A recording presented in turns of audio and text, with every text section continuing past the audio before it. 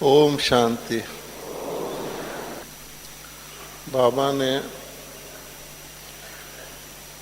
ये diamond hall बनाया है जिसका नाम है डायमंड हॉल, जहाँ अभी हम सब बैठे हैं। इतना प्रकाशमणि दादी जी कहते थे शाही हॉल है। शाही हॉल मैंने जिसमें बादशाह शहंशाह आते हैं, और इतना विशाल है कि बाबा के बेहद के परिवार की, सारा परिवार तो बहुत ही बड़ा है, लेकिन बेहद के परिवार की हर बाबा की मीटिंग में सबको अच्छी भाषण आती है कि हमारा इतना बड़ा परिवार है।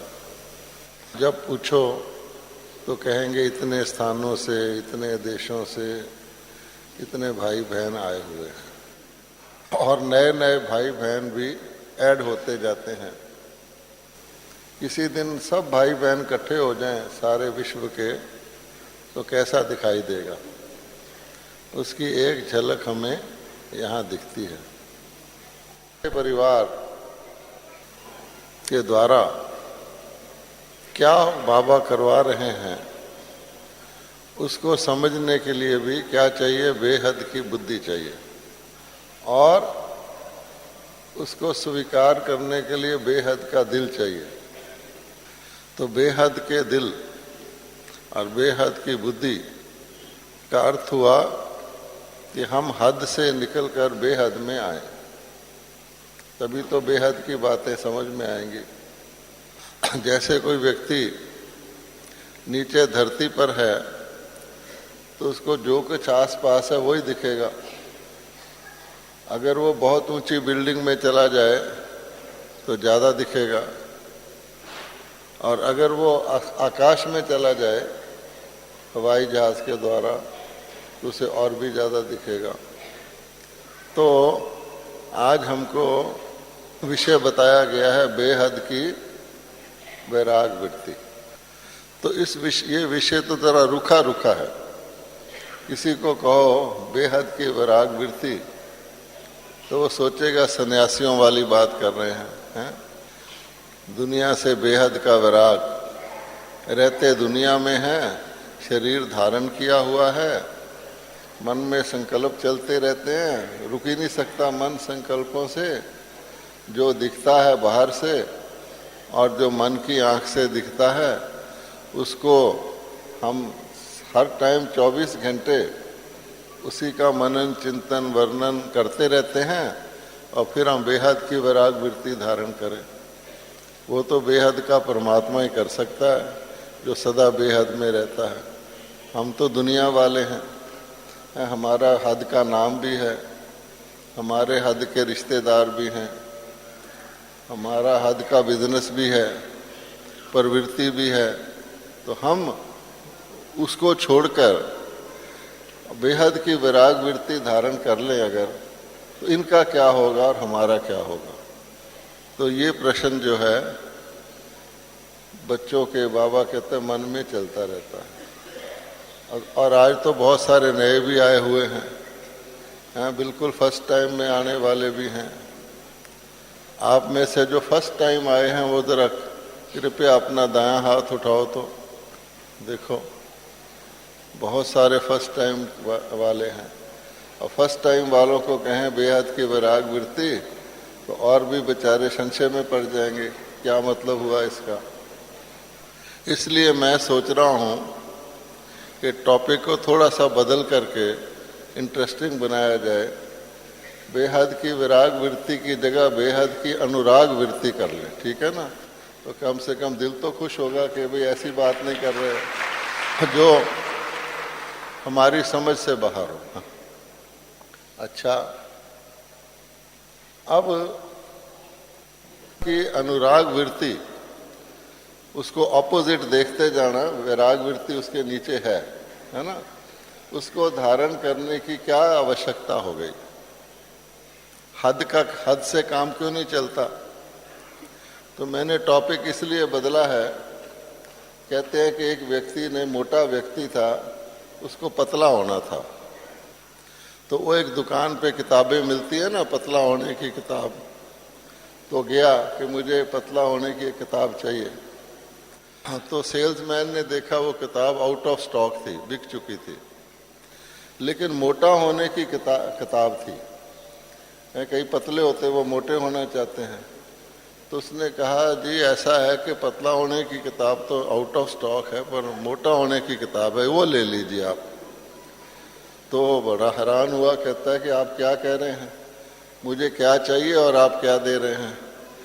कहते नहीं नहीं, क्योंकि वो आउट ऑफ स्टॉक है, आप इतनी दूर से आए हैं, तो जो इसमें लिखा है उसका उल्टा करते जाना।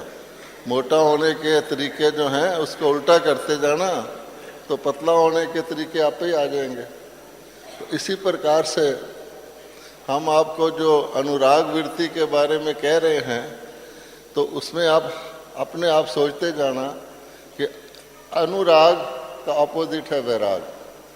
तो सबसे आसान तरीका वैराग का यही है कि हम अनुराग रख लें। मान लो टेम्परेरी तौर पे, हद के तौर पे, आज आप यहाँ मधुबन के डायमंड हॉल में आ गए, ठीक है, तो आपको अपने लौकिक स्थान जहाँ से आप आए हैं वहाँ से तो वैराग हो गया। अभी आप शाम को कहाँ का सोचेंगे, कौन से किचन का सोचेंगे, कौन से स्लीपिंग रूम का सोचेंगे, वहाँ का सोचेंगे या यहाँ का सोचेंगे, यहाँ का सोचेंगे। इसी प्रकार से टेम्परेरी अनुराग से टेम्परेरी वैराग के तो हम आदी हैं। आपको पता है कि हमारे प्रदर्शनियों में एक चित्र लगा हुआ है, सब उसको हम लोग समझाते भी हैं। वो चित्र क्या है कि जब छोटा बच्चा होता है तो माँ की गोद में रहता है, माँ के अलावा किसी को कोई लेना भी चाहे तो रोता है, और जब ज़रा सा बड़ा हो जाता है तो मित्रों से खेलने लग जाता है जाके ग्राउंड में, तो माँ बुलाती है तो भी कहता है थोड़ा ठहरो, मैं मित्रों के साथ बिजी हूँ। और बड़ा हो जाता है तो उसका शादी वगैरह हो जाती है, तो फिर मित्रों को भी छोड़ करके अपनी परिवार में लग जाता है। तो ये तो हमारी आदत है ना। इसलिए हमें हद के वैराग का, हद के अनुराग का तो अनुभव है। अब ये क्वेश्चन आ गया कि बेहद का क्यों करें। तो इससे पहले की जो अव्यक्त वाणी अभी चली थी, अब बाबा आके कल नई बात हमको बताएंगे, उसमें था कि हम अभी रिटर्न जर्नी पर हैं, कि बच्चे आप रिटर्न जर्नी पर हो। तो रिटर्न जर्नी का अर्थ क्या हुआ कि अभी मैं वहाँ देखा कि जहाँ अनाज छानते हैं वहाँ गीत भी चल रहा था, फरिश्ते हैं हम, बहुत दूर है अपना घर, आए थे धरती पर, अब जा रहे हैं वापस उधर। तो रिटर्न जर्नी का मतलब क्या हुआ कि एक तो जर्नी होती है ऑनवर्ड जर्नी, कि आप अपने स्थान से यहाँ आए तो आ गए, और जब आप वापस जाएंगे तो हो गई रिटर्न जर्नी। तो जब कोई व्यक्ति ऑनवर्ड जर्नी पे जाता है, कहीं जाता है, तो एक बात तो पक्की है कि कहीं भी चला जाए, कितने भी टाइम के लिए चला जाए, 5000 वर्ष के लिए चला जाए, लेकिन वो उसकी यात्रा ही है। आखिरकार एक ऐसा स्थान होता है जिसका वो कहते हैं मेरा परमानेंट एड्रेस ये है। तो एक मुरली में बाबा ने बहुत इंटरेस्टिंग बात बताई थी कि सभी आत्माओं का परमानेंट एड्रेस क्या है। आमतौर पे बीके क्या बोलते हैं, आपका परमानेंट एड्रेस क्या है, मधुबन, है ना, कि हम मधुबन के हैं, वहाँ ड्यूटी पर गए हुए हैं। चाहे आप 40 साल से किसी सेंटर पर ड्यूटी कर रहे हैं, लेकिन आपका परमानेंट एड्रेस ब्राह्मण का मधुबन है। लेकिन आत्माओं का परमानेंट एड्रेस क्या है? तो एक मुरली में बाबा ने कहा था कि बाकी सब प्रॉपर्टी मूवेबल प्रॉपर्टी है, लेकिन परम धाम इमूवेबल प्रॉपर्टी है। सतयुग भी आएगा, स्वर्ग में मौज करेंगे, वो भी चला जाएगा, बहुत लंबा टाइम है। त्रेता भी चला जाएगा, द्वापर भी चला जाएगा, कलयुग भी चला जाएगा, वो बदलते रहते हैं। लेकिन एक ऐसा स्थान है जो है परम धाम, जो हमारा परमानेंट एड्रेस है। उसमें हमारा जो सेक्शन है वो फिक्स है, उसमें कोई इंटरफियर नहीं कर सकता। इसलिए जब हम रिटर्न जर्नी कहते हैं तो कहाँ को रिटर्न, सवाल पैदा होता है कहाँ को रिटर्न। भक्त आएंगे, 4 धाम घूम फिर कर फिर अपने लौकिक घर में आ जाएंगे, है ना, रिटर्न जर्नी हो गई। लेकिन वहाँ से तो फिर आपको जाना पड़ेगा, शरीर छोड़ना पड़ेगा। लेकिन ये जो रिटर्न जर्नी बाबा ने कही है, हम बहुत लकी हैं, सारे ब्राह्मण बहुत लकी हैं। ये तो आप मानते हैं ना हम लकी हैं।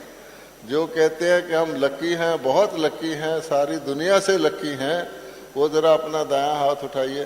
दायां दायां, कई बायां बहनें बायां उठा रही हैं, भाई दायां, राइट नहीं, पहले ठीक उठाया था, उल्टा कर लिया, राइट हैंड। अच्छा ठीक है। अब आप देखिए कि लकी इसलिए हैं कि वैसे तो सारी दुनिया की रिटर्न जर्नी है, हमको पता, उनको नहीं पता, ये तो ठीक है ना। लेकिन हमको क्योंकि परमपिता परमात्मा को हमने जान लिया, उनको पहचान लिया, तो हमको उन्होंने इन एडवांस बता दिया कि बच्चे सारी दुनिया की रिटर्न जर्नी है और उनको पता नहीं है पर आपको पता है। तो सबसे बड़ी चीज़ होती है भविष्य को जानना। लोग ज्योतिषियों के पास जाते हैं मुझे बताना जरा रेखा देखकर मेरा भविष्य क्या है। तो बाबा कहता है मैं तो भृगु ऋषियों का भी भृगु ऋषि हूँ। मैंने अपने बच्चों को, क्योंकि मेरे बच्चे बन गए जो त्रिकालदर्शी हो गए, जिनको बाबा ने तीनों कालों का ज्ञान दे दिया, तो उनको ये एक बात बता दी कि बच्चे अब देखना, अब अगला जन्म होने वाला नहीं है, अब रिटर्न जर्नी है। तो जिसको ये अच्छी तरह समझ में आ गया ये रिटर्न जर्नी है, तो उसका सारा अपनी लाइफ का प्रोग्राम जो है नेचुरली बदल जाएगा, हैं। अगर आपको ये पता ना हो रिटर्न जर्नी है तो आप क्या करेंगे? आप फैलाते रहेंगे, हैं। किसी को पता है कि अभी ट्रेन नहीं चलनी है, मैंने तो यही रहना है, तो बढ़ाएगा। और जिसको पता हो कि मुझे वापस जाना है, वो क्या करेगा? वो समेटेगा। इसलिए रिटर्न जर्नी का हमको ज्ञान है, तो मैं बहुत समझो कि बेहद के वैराग का बीज या बेहद के अनुराग का बीज तो हमारे अंदर पड़ ही गया। इसीलिए बाबा कहते हैं अविनाशी ज्ञान का विनाश नहीं है क्या? क्योंकि एक बारी आपके अंदर समझ में आ गया कि अब घर जाना है, तो फिर क्या होगा?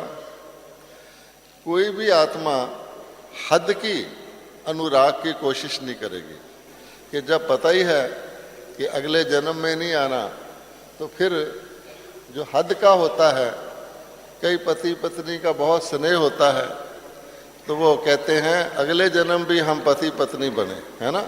अच्छा, किसी को सास से बहुत तकलीफ होती है, वो कहती है अगले जन्म में ऐसी सास ना मिले मुझे, है ना। अच्छा, तो वो जो अगला जन्म वाली बात है हमारे से तो कट हो गई, क्योंकि हमको पता है अगला जन्म होना ही नहीं, तो हद का अनुराग खत्म। अब आ गई बात बेहद के अनुराग की, कि आपको जब जर्नी पता लग गई कि मैं यात्रा पर हूँ, तो जर्नी का अर्थ ही ये होता है पीछे का छोड़ना और जिधर जाना है उधर का टेंशन रखना। ठीक है कि नहीं? जब किसी ने घर से ऑफिस जाता है तो टिफ़िन ले लेता है कि अब मुझे घर में आके दोपहर का भोजन नहीं खाना, ये टिफ़िन मुझे ऑफिस में खाना है, तो फ्यूचर का सोचता है। कन्या की जब सगाई हो जाती है तो कन्या को ख्याल पड़ना शुरू हो जाता है कि मेरे वहाँ के लोग कैसे हैं, उनकी आदतें कैसी हैं, कौन कैसा है, वो शहर कैसा है, क्योंकि अब उसको पता है कि मेरा अनुराग उधर हो गया। इसी तरह से कोई जहाज़ भी एक किनारे से दूसरे किनारे पर जाता है तो जिधर जाना होता है पैसेंजर वहाँ का सोचता है कि भाई मैं भारत से समझो सिंगापुर जा रहा हूँ, तो सिंगापुर में कैसा होगा, सिंगापुर में सिक्के कैसे चलेंगे, करेंसी कौन सी होगी, वहाँ क्या होगा। तो उस नेचुरली जब वो सिंगापुर जाता है तो सारा भारत जहाँ वो इतने साल रहा उसको छोड़ करके उसका सोचता है। तो अब बाबा ने हमको बता दिया कि बेहद की यात्रा है। तो अब हमको क्या बताया बाबा ने कि तुम्हारे 2 ठिकाने हैं, ये तो हम सब जानते हैं। 2 ठिकाने कौन से हैं बताओ? एक है मुक्ति धाम और दूसरा है जीवन मुक्ति धाम, ठीक है। शांति धाम और सुख धाम। तो उधर की तरफ हमारा मुंह हो गया तो फिर पीठ किधर की तरफ हो गई? दुख धाम, इसको कहा जाता है दुख धाम। धाम वैसे अच्छी चीज का नाम होता है, लेकिन बहुत ज्यादा लोग यहीं रह रहे हैं तो दुख धाम। तो दुख धाम से कोई सुख धाम की तरफ चले या शांति धाम की तरफ चले और उसको इन एडवांस पता हो अच्छी तरह से कि ये दुख धाम है और जिधर मुझे जाना है वहाँ परमानेंट शांति है, परमानेंट बेहद का सुख है, तो बताओ वो किस चीज़ का सारे मन में उसके कौन से संकल्प चलेंगे? दुख धाम के चलेंगे या शांति धाम और सुख धाम के चलेंगे? बताओ, जहाँ आगे जाना है। इसीलिए खिलौना भी बाबा बताते थे। एक खिलौना है जिसमें एक तरफ रावण बना हुआ है, एक तरफ राम बना हुआ है। तो सीता जी जब राम सामने करो तो घूम करके मुंह उधर कर लेती हैं, जब रावण को करो तो पीठ कर लेती हैं। ये खिलौना बच्चों का बना हुआ मैग्नेटिक होता है, वो मैग्नेट होता है उसके नीचे। अब हमारे मन में कौन सा मैग्नेट है और हमें क्या देखना है, ठीक है ना। तो बाबा ने बताया है कि अब आपकी एक आंख में क्या और दूसरी आंख में क्या होना चाहिए। 2 आंखें हैं हमारी, तो क्या होना चाहिए? सुख धाम, शांति धाम। और दोनों में मुक्ति शब्द है, मुक्ति और जीवन मुक्ति। तो मुक्ति होता है छुटकारा, छूटो। अब सोचो कि मुक्ति व्यक्ति किस चीज से चाहता है? कोई सुख देने वाली चीज हो, आराम देने वाली चीज हो, तो उससे तो मुक्ति कोई नहीं मांगेगा। लेकिन जब उसको दुख होता है तो कहते हैं इससे तो छूट जाए। कई बार तो इतना दुख शरीर के द्वारा लेते हैं, कहते हैं अपने आप ही सुइसाइड कर ले। क्यों? क्यों? कहते बहुत दुखी हैं। तो जब दुख जहाँ तक ले जाता है तो टेम्परेरी मुक्ति भी हम कई बार ही करते हैं, जिसको कहा जाता है हद का विराग। कोई शरीर छोड़ गया, आप गए उसके अंतिम शमशान घाट में, तो उस वक़्त वैराग आएगा, अरे मेरा भी यही हाल होना है, बेहद का आ जाएगा। बाहर आके अपने घर वापस आए, मार्केट में गए, वो ख़त्म। किसी ने आपकी इंसल्ट कर दी, आपको लगेगा कैसा व्यक्ति है, छोड़ो, है इससे ज़िंदगी भर नहीं बोलना। लेकिन यहाँ पर कोई ऐसी अपनी मर्जी तो चलती नहीं, कर्मों के हिसाब किताब हैं। अब पति पत्नी घर में रहते हैं, बच्चे रहते हैं, कर्मों के बंधन से आए हुए हैं, संबंध से नहीं। तो थोड़ी देर बाद उनसे बोलना ही पड़ जाता है, फिर भूल जाते हैं। फिर जब दुख होता है फिर कहते हैं नहीं, फिर करना शुरू कर देते हैं। इसलिए हद के तो हम अनुभवी हैं। अब बाबा कहता है कि एकदम अब तो आपको जन्म जन्मांतर के लिए, जब ये जन्म होना ही नहीं दुख धाम में, कट, तो कट के बाद कहाँ जाएंगे मन? जहाँ हमको बहुत समय रहना है। और बाबा ने अपने बच्चों को कहा मुक्ति तो आपके लिए साधारण चीज़ है, मुक्ति तो आप वहाँ हाथ लगा के वापस आ जाते हो, और जीवन मुक्ति में आप सारा टाइम रहते हो। तो अब जहाँ जाना होता है वहाँ की तैयारी करते हैं, ठीक है कि नहीं? वहाँ की तैयारी करते हैं, वहाँ की सारी इकट्ठी करते हैं। आप देखोगे कि जब कोई व्यक्ति एक स्थान से स्थानांतरित स्थान पर परमानेंट जाना होता है तो उसको क्या करना पड़ता है? उसको एक तो पिछले उधार देने पड़ते हैं कि जो उसके लेने देने के हिसाब किताब है उसको पूरा करता है। अच्छा, अब सिर्फ उधार दे दे, चुकतू कर दे और आगे चला जाए, वहाँ जाके क्या करेगा? इसलिए उसको आगे जहाँ जाना है उसके लिए पूंजी रखनी पड़ती है कि यहाँ से तो चलो मेरा छुटकारा हो गया, आगे जाके मैं क्या करूँगा? ज़्यादा पूंजी होगी तो आराम से रहूँगा, थोड़ी होगी तो बचा बचा के चलूँगा, छोटी सी जगह लूँगा। इसलिए हमको भी 3 काम दी हैं। क्या? एक तो पिछला उधार चुकतू करना, उसको ज़ीरो करना, दूसरा आगे की पूंजी जमा करना, और तीसरा जो ज़्यादा इम्पोर्टेंट है इस पे ध्यान रखना कि हम ये कर रहे हैं। अच्छा, रोज़ हमको बाबा मुरली में क्या सुनाते हैं? यही सुनाते हैं कि बच्चे जिधर जाना है उधर की पूंजी जमा करो। अच्छा, हम पूंजी जमा करें और पिछले उधार का ध्यान ना करें तो पूंजी भी जमा नहीं हो सकती। तो बाबा ने हमको जो चारों सब्जेक्ट दिए हुए हैं वो इसीलिए दिए हुए हैं कि हम एक तरफ पूंजी जमा करें। मेन लक्ष्य हमारा पूंजी जमा करना है, जीरो होना नहीं है कि उधार दे के जीरो हो गए तो जमा तो कुछ नहीं हुआ। मेन लक्ष्य ये है, लेकिन उसके लिए ये भी ज़रूरी है कि एक तरफ हम कमाई करते रहें, एक तरफ हम उधार भी बढ़ाते रहें। चाहे यहाँ से जाना और उधर से बेहद के कनेक्शन जोड़ने की बजाय हद के कनेक्शन जोड़ते रहें, फिर खींच पड़ेगी। इसलिए बाबा ने कहा हुआ है कि मर जीवा मैंने क्या होता है, हम सब ब्राह्मण मर जीवा हैं, हमारा दूसरा जन्म हुआ है। मर जीवा का अर्थ क्या होता है कि यहाँ से मर गए, मृत्यु लोक से मर गए, और जहाँ जीना है उधर का हमको ध्यान करना है, हम आत्मा है। अच्छा, संसारिक तौर पे क्या करते हैं? लौकिक तरीके से देखो, शरीर के साथ सब कुछ है, शरीर के साथ धन है, शरीर के साथ परिवार है, दे और दे के संबंध हैं। जब शरीर छोड़ेंगे तो आत्मा क्या साथ ले जाएगी? यहाँ भी ऐसा ही है। हमको जो सतयुग में जाना है, वाया मुक्ति धाम जाना है, तो जाना तो आत्मा को ही है। तो आत्मा कौन सी पूंजी ले जाएगी साथ? आपके स्टेट बैंक का अकाउंट तो लेके नहीं जाएगी, आपके बाल बच्चे कपड़े लत्ते ये तो नहीं लेके जाएगी। क्या लेके जाएगी? पूंजी किस रूप में लेके जाएगी? और उधार कहाँ छिपा हुआ होता है? तो हम कहते हैं, बाबा ने बताया है कि बच्चे संस्कार है, हमारे संस्कार के अंदर पूंजी जमा हो, लेने देने का हिसाब ना हो, तो फिर हम ग्रीन चैनल से जाएंगे, बाइज्जत विद ऑनर्स जाएंगे, वहाँ सलाम करेंगे, और जैसा जैसा हमारा खाता होगा उसके अनुसार हमको अगले स्वर्ग में जाएंगे वाया परम धाम।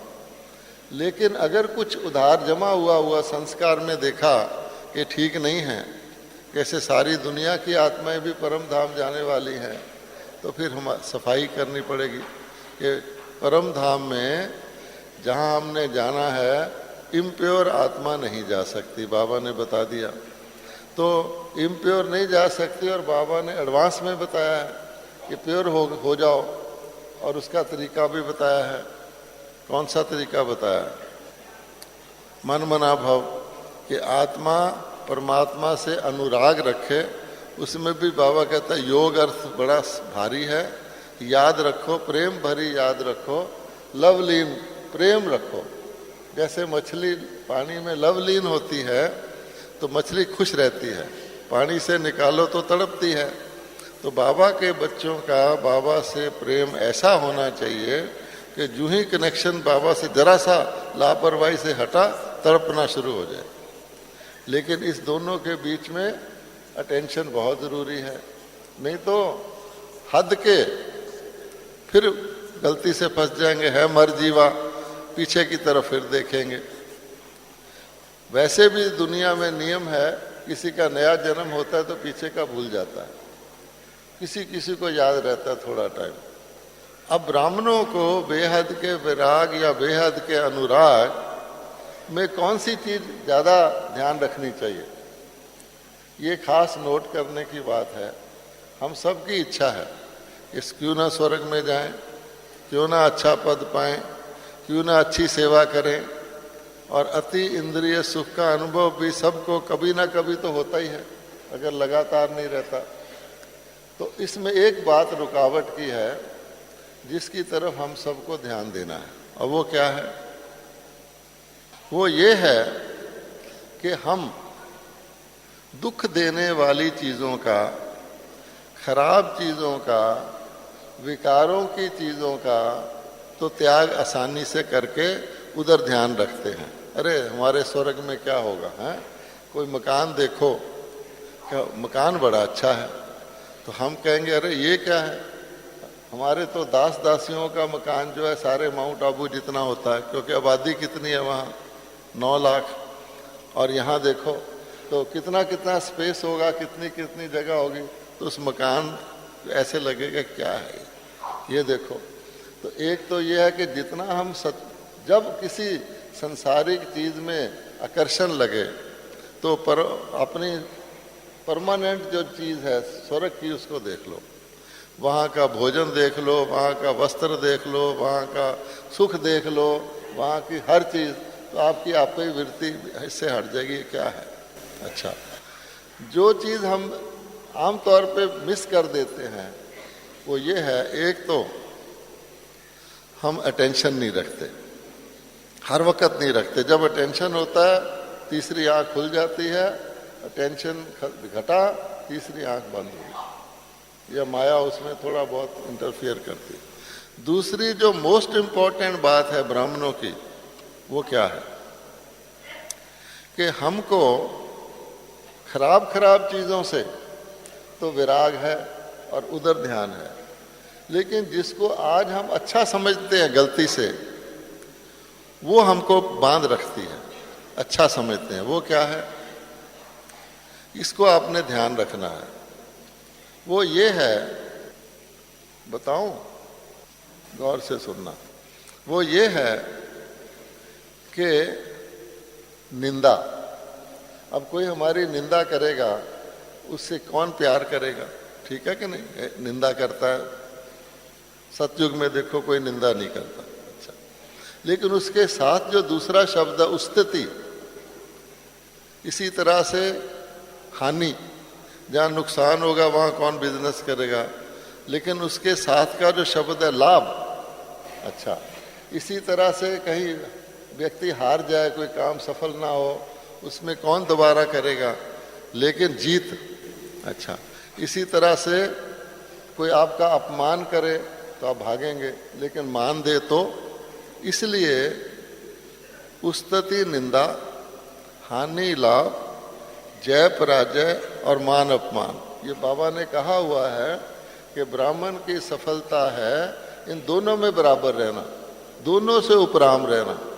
तो हम क्या करते हैं, जो खराब खराब चीज़ है उससे तो अपराम हो जाते हैं, लेकिन उस्तति, मान, लाभ और विजय, उसमें हम फंस जाते हैं।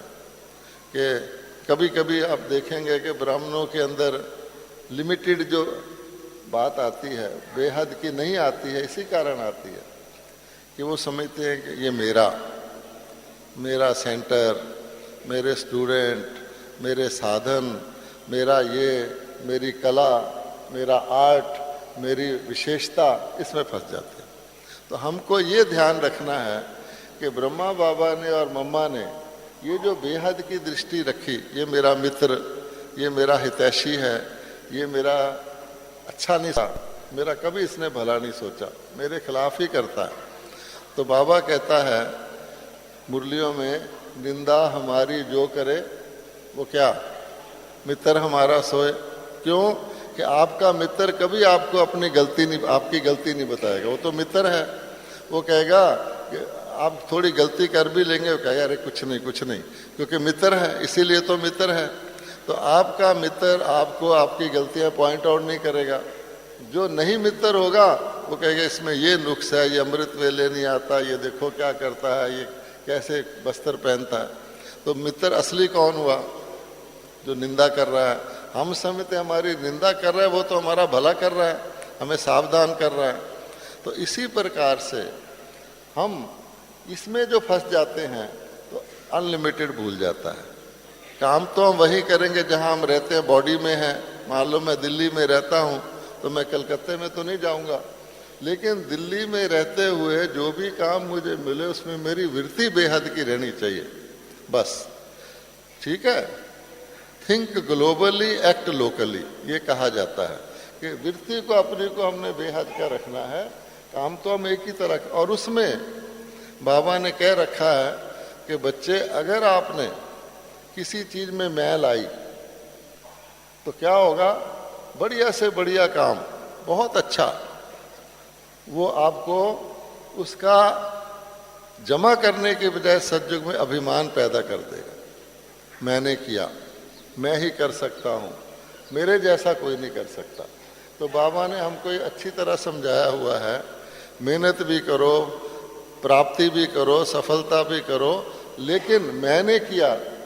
अरे भाई, हम क्या थे? आज हम मान लो इस बेहद के हॉल में सब बैठे हैं, अगर हम बाबा के बच्चे नहीं होते तो यहाँ एंटर होते नहीं, हो ही नहीं सकते। इसलिए बेहद का हमको बाबा ज्ञान दे रहा है। कल आके देखो, अपना जन्मदिन और हमारा इकट्ठा मनाएगा, चाहे हम कल के बच्चे हैं। तो ये कहाँ से हमें मिल गया? अपनी प्रारब्ध से मिल गया या बाबा ने दिया? वो तो कहता है मैं वर्षा दे रहा हूँ। तो इसलिए बहुत ज़्यादा नीचे जाए तो हम कहते हैं मैंने यज्ञ की मदद की, मैंने यज्ञ को धन दिया, मैंने ये किया।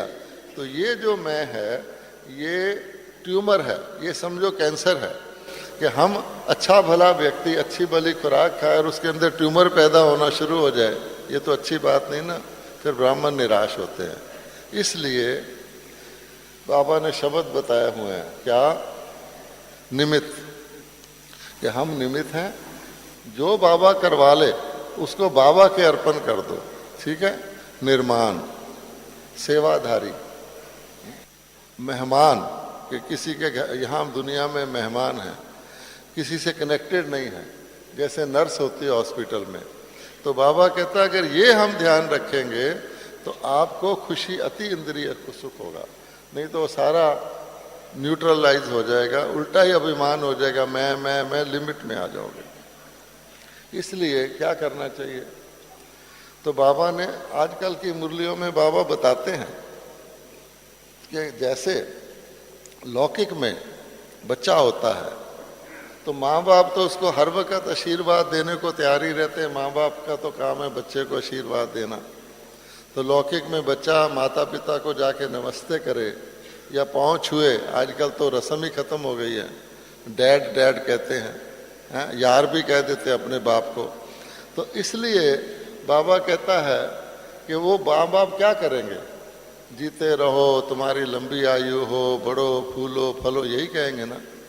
अच्छा, तो अब बाबा ने कहा अमृत वेले तुम आ जाओ मेरे पास, और मैं तो रेडी रहता हूँ। बाबा ने 20 बार ही कहा होगा कि मैं तो वरदान देता हूँ, स्पेशल टाइम फिक्स किया हुआ तुम्हारे लिए, सिर्फ इतनी तो कष्ट कर लें कि भी झोली भरने वाला भर रहा है। लौकिक में भी करते हैं कि बाबा को जाके नमस्कार तो कर ले।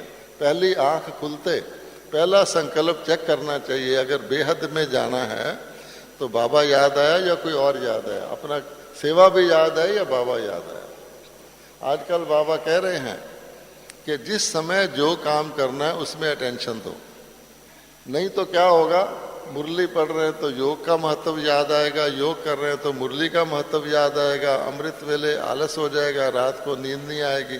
तो ये हमारी साधना है।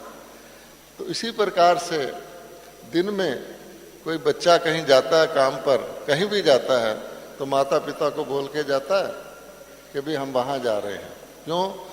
गुम हो जाए, कुछ हो जाए, वहाँ कोई एक्सीडेंट हो जाए तो माता पिता को पता होना चाहिए, और फिर आके बताता है मैं आ गया, मेरा काम हुआ या नहीं हुआ। तो बाबा कहता है इसी प्रकार से आप लौकिक में जब काम में जाते हो, प्रवृत्ति में जाते हो, तो बाबा को सिर्फ कहो कि बाबा हम इस काम में लग रहे हैं, इस वक्त हमारा बाबा की आशीर्वाद रहेगी। और रात को भी बाबा ने बताया हुआ है क्या करो कि भाई जो हुआ उसका अकाउंट मुझे देके और फिर सो जाओ, तुमको नींद भी अच्छी आएगी, कोई बोझ भी नहीं रहेगा। आज की मुरली में भी बाबा ने यही कहा है, इधर उधर की बातें संकल्प रखोगे, मन में कुछ बोझ रखोगे तो आपका योग नहीं लगेगा। अभी अंतिम समय आ जाए तो क्या होगा। फिर बाबा कहता है कि ये जो याद की यात्रा है या रिटर्न जर्नी है, इसका टाइम कितना है। तो हम समझते हैं अभी रिटर्न जर्नी है, अभी कुछ टाइम तो है, हालांकि रोज घटता जा रहा है। लेकिन बाबा कहते हैं कि रिटर्न जर्नी तुमने अभी करनी है।